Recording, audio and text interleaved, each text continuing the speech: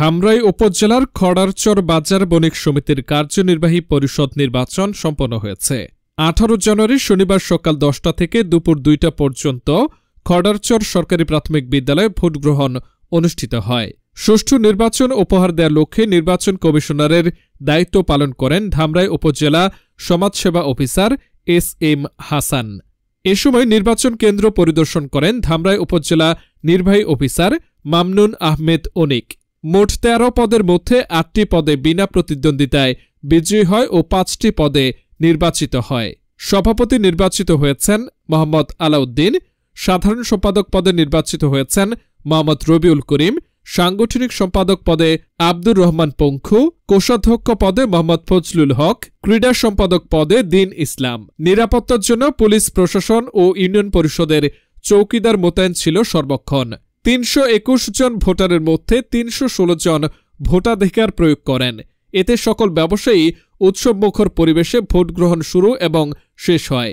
দীর্ঘদিন পর উৎসবমুখর পরিবেশে পছন্দের প্রার্থীকে ভোট দিতে পারায় আনন্দিত ভোটাররা।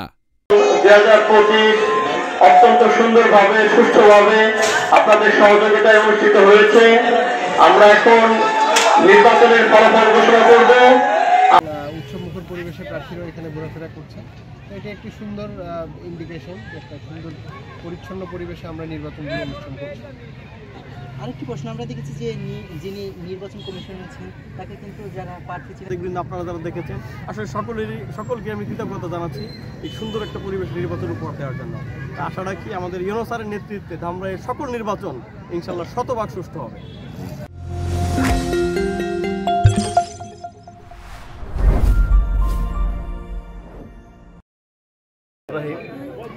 দীর্ঘ টাইম আপনি যে বললেন, দীর্ঘ টাইম আমরা নির্বাচনে এবং ভোট দিতে পারিনি এবং মানুষের মনের আকাঙ্ক্ষা কেউ মিটাইতে পারে নাই। যেভাবে এই বাজারে গণ অধিকার পরিষদের পক্ষ থেকে আমরা একজন প্রার্থী দিয়েছিলাম, মাশাআল্লাহ উনি বিজয়ী হয়েছেন অনেক বেশি ভোট পেয়ে। তো আমরা আগামীতেও এই গণ অধিকার পরিষদ এই ধামরাইতে আপনার সংসদ সদস্য প্রার্থী থাকবে।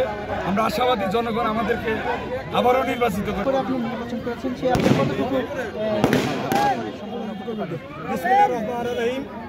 সর্বপ্রথমে আমি আল্লাহর কাছে কৃতজ্ঞতা প্রকাশ করছি এবং দ্বিতীয়ত আমার খড়ারচর বাজার বণিক সমিতির সকল সদস্যবৃন্দ আমাকে বিপুল ভোটের ব্যবধানে